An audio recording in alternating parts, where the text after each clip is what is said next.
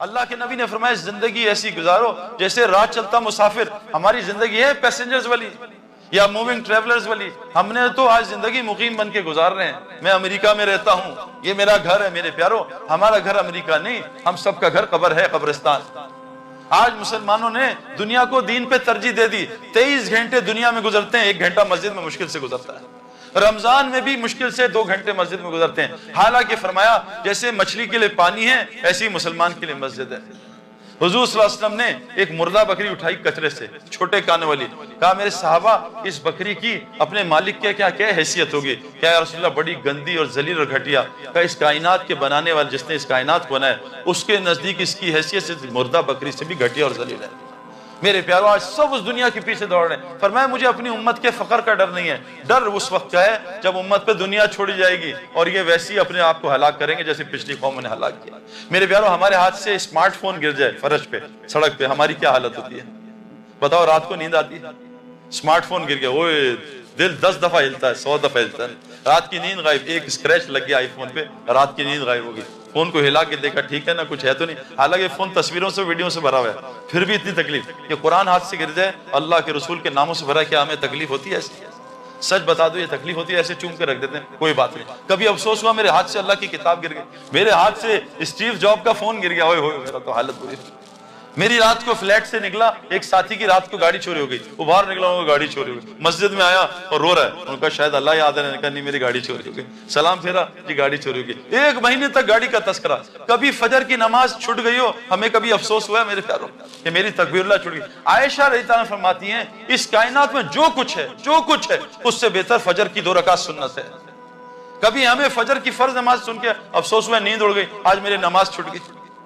میرے پیاروں, ہم یہ دنیا کی محبت نے ہمیں, اللہ کے نبی نے فرمایا جو دنیا سے محبت کرے گا اللہ اس کے دل کو اندھا کر دیں گے. فرمایا جو دنیا کو مقصد بنا کے زندگی گزارتا ہے اللہ اس کے حالات کو پھیلا دیں گے اور پریشانیوں سے اور مصیبتوں سے اس کی زندگی بھر دیں گے اور اس کو فقیر کر دیں گے اور دنیا کے لیے اس کو ذلیل کریں گے. اور جو آخرت کو مقصد بنا کے زندگی گزارے گا اللہ اس کے احوال کو جمع کر دیں گے, اس کے کاموں کو جمع کر دیں گے, اس کے دل کو غنی کر دیں گے اور کیا کریں گے؟ دنیا کو ذلیل کر کے اس کے قدموں میں ڈالیں گے. آج میرے پیارو ہمارا سب سے بڑا دشمن دنیا نہیں, دنیا کی محبت ہے. کشتی اور پانی ساتھ ساتھ ہیں. کشتی پانی سے اوپر ہونی چاہیے, اگر پانی کشتی کے اندر گیا کشتی ڈوب جائے گی. آج مسلمانوں کے اندر دنیا گھس چکی ہے میرے پیارو. ایک آدمی نے مولوی صاحب سے کہا مولوی صاحب میرے کنویں میں نا 4 کتے گر گئے ہیں, پانی پیتا ہوں وہ کیا ہوگا؟ کہا ناپاک ہو گیا. مولوی صاحب نے کہا کیا کروں؟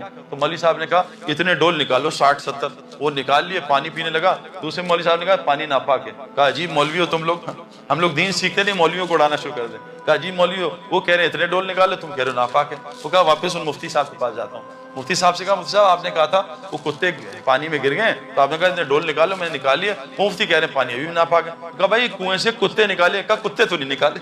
تو جب تک یہ اندر سے کتے نہیں نکلیں گے نہ میرے پیاروں, نہ نماز سے وعدے پورے ہوں گے نہ تلاوت سے وعدے پورے. نماز رزق کو کھینچتی ہے, ہماری نماز نے ہمارے رزق کو دبئی اور چائنا پہنچا دیا.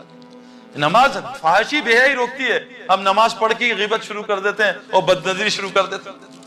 مجھے کعبے میں طواف میں ایک لڑکے نے کہا سعید بھائی میں نے آج 15 طواف کیے لیکن ظالم بدنظری سے نہیں بچ پاتا. میں نے کہا بھائی فیلڈنگ کی الگ محنت ہے, بیٹنگ کی الگ محنت ہے. تم نے فیلڈنگ کی محنت نہیں کی, کیچ کیسے پکڑو گے؟ تم نے طواف تو کیا لیکن یہ جو نظروں پہ بریک لگانے کی اس کی الگ محنت ہے, وہ تم کرتے نہیں. اور اگر طواف پہ تم بدنظری کرتے رہے تو پوری دنیا میں اس گناہ سے نہیں بچ سکو گے.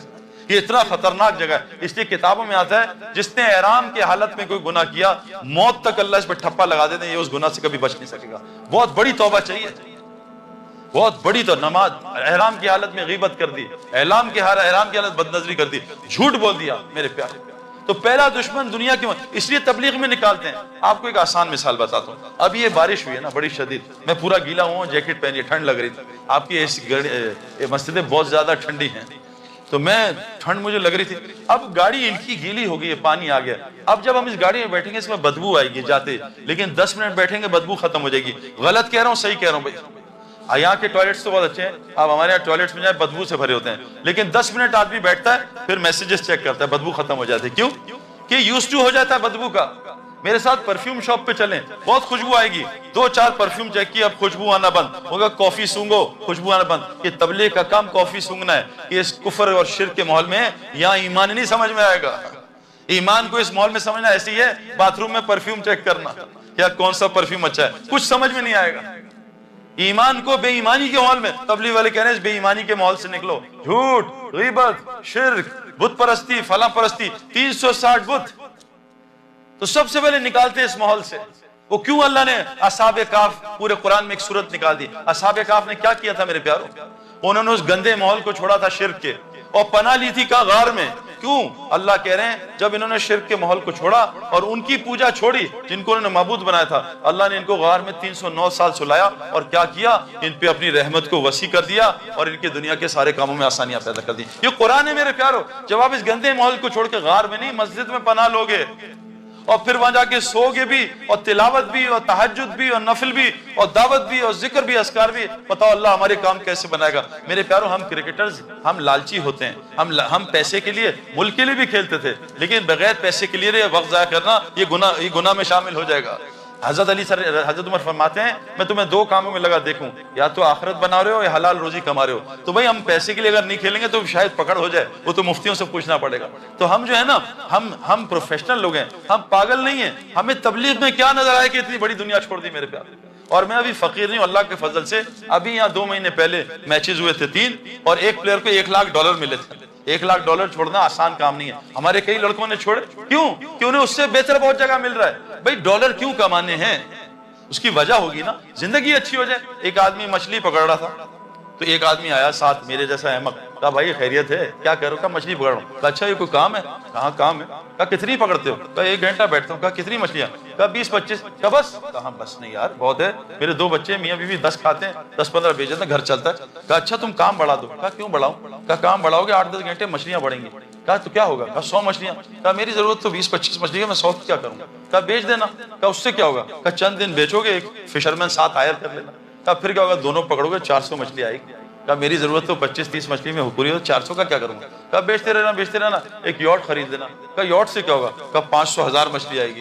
کہا میری ضرورت تو 20-25 مچھلی میں ہو رہی ہے, میں 1000 کا کیا کروں گا. کہا اس کو بیچ دینا, ایک گھر بنانا, AC لگانا, بیڈ روم بنانا, زبردست بیڈ. کہا پھر کیا ہوگا, کہا پھر جب بیٹھے گا بڑی زبردست نیند آئے گی. اور رکھ کے ایک منہ پہ چماٹ مارا, کیونکہ ابھی بھی سو رہا ہوں, تو نے اتنا لمبا پروگرام مجھے سونے کا, ابھی سوئی تو رہا ہوں, اتنا لمبا پروگرام 10 گھنٹے 12 گھنٹے دبئی چائنا, کیا کرنا ہے, کھانا اور پکانا, کھانا اور پکانا. اس کے لیے اتنی محنت میرے پیارے. ہمارا کیا مقصد کیا بنا ہے آج. مجھے تو افسوس ہوا یہاں کے ریسٹ روم رکھا ہوا ہے, گندے کمرے کا نام ریسٹ روم, یہاں جا کے ریسٹ ملے گا. یہ ریسٹ روم ہے میرے پیارے, یہ تو ریسٹ روم ہے, اس کو ریسٹ روم بنا دیا. ہماری سب سے پہلا مسئلہ اس دنیا کو نکالیں. اور دنیا پتہ کیسے نکلتی ہے, کیسے نکلے گی بھائی, موت کو کثرت سے یاد کرنے سے. میرے ایک دوست کو میں ملا کئی سال بعد, اتنی بڑی داڑھی, اتنی بڑی پگڑی, گھر سے ٹی وی غائب, تصویریں غائب. میں نے کہا بھائی کیا ہوا, خیریت ہے؟ تو اللہ نے فضل کر دیا. میں کہا بھائی یہ تو 2020 فضل ہوا ہے, اتنا ٹربو فضل میں نے نہیں دیکھا, کوئی اور چکر ہے. کہتا سعید بھائی آپ صحیح کہہ رہے ہیں, میرے سر میں شدید درد تھا, اور درد ہوا تو میں دوائی کہیں صحیح ہوا. ڈاکٹر کے پاس گیا, برین اسکین کرایا تو ٹیومر نکلا. ڈاکٹر نے کہا 6 مہینے بعد مر جاؤ گے. اور میں نے کہا یا اللہ بس اللہ اکبر, داڑھی سارے ریزر پھینک دیا, جلا دی. اے اللہ آئندہ داڑھی نہیں کاٹوں گا, یا اللہ ٹوپی کبھی نہیں اتاروں گا, یا اللہ نماز, تہجد, حج فرض, رمضان میں روزے پورے, اور ہر مہینے 2 عمرے, بچیوں کی شادیاں, ہسپتال کو پیسے, مدرسوں کو پیسے.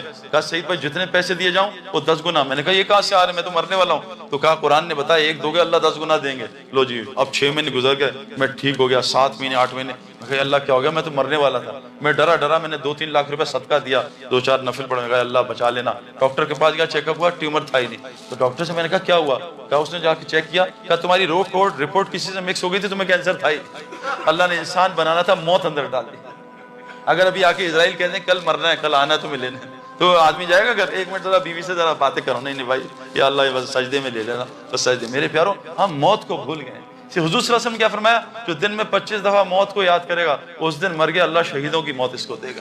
موت کو کثرت سے یاد کرنے سے دل کا رسٹ اترتا ہے, دل رسٹ ہو جاتا ہے جیسے لوہے کو پانی لگنے سے. اس کا رسٹ کیسے اترتا ہے, موت کو یاد کرنے سے اور قرآن کی کثرت سے تلاوت کرنے سے. ہمارا دوسرا دشمن کون ہے, شین یعنی شیطان.